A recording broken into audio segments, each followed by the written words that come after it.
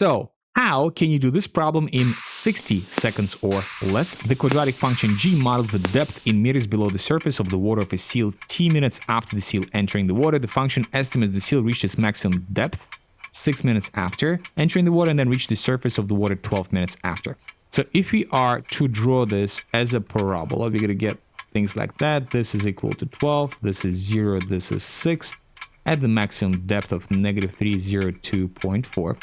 So t times t minus 12 times a is equal to h of t. Hence, negative 3.24 is equal to 8 times 6 times negative 6. Now on the calculator, we are just going to calculate 302.4 divided by 36.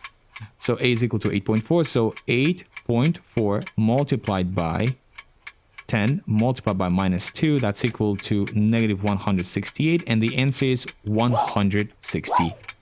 How was I able to do this problem so fast? So it's a word problem, but we need to know that every word problem at the end of the day converges to the topic that we know. So in this case, we're looking at the maximum depth.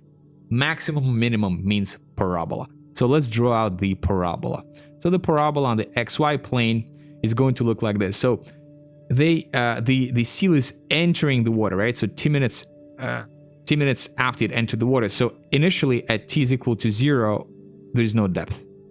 Now 12 minutes later, it's reached back the surface, right? So this is 12 minutes. So obviously the x coordinate is t, time, and the y coordinate is the depth. Now this is 0.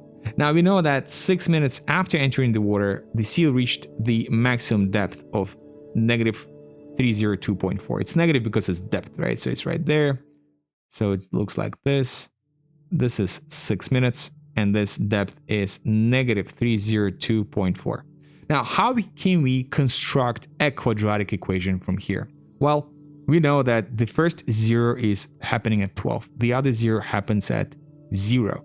So therefore, t minus 0 is just t times t minus 12 times a, some type of coefficient a, is equal to h of t. That is our function. Now, our quadratic function is obviously at squared plus bt plus c. And that a is exactly what is this a. Okay. Now, in order for us to solve for a, because a is the only thing we don't know, let's plug in this point. We're going to be plugging that specific point. Let me change the colors so it's a little bit easier to see. So we're going to be plugging in this point, 6 for x and negative 302.4 for y. So a stays as a. We don't know what it is yet. So a multiplied by 6 minus 12 is equal to negative 302.4.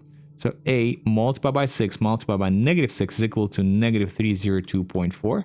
So a is equal to negative 302.4 over negative 36. And that's exactly what we're going to do on the calculator. So on the calculator, 302.4 over 36, because then the minuses got to negate each other, is equal to 8.4.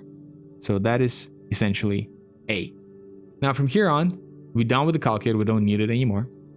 So if we are to rewrite the function a, 8.4, times t minus 12, that is our h of t. Congratulations, we got it.